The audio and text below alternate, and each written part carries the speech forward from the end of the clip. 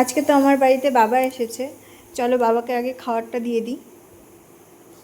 চলো খাবারটা দিয়ে দিই বাবাকে, এখন বাবা খেয়ে নিক। এই যে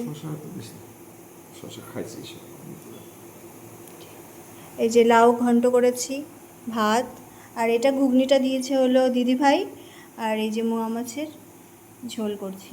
বাবা তো অল্প কিছু খাবে, বাবা যেহেতু অসুস্থ সেহেতু। বাবা খাক। বাবার ঘন্টটা কেমন হচ্ছে?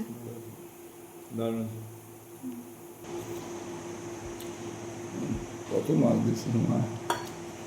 খাও, ছোট ছোট মাছ তো খাবো, বড় মাছ তো খাও না।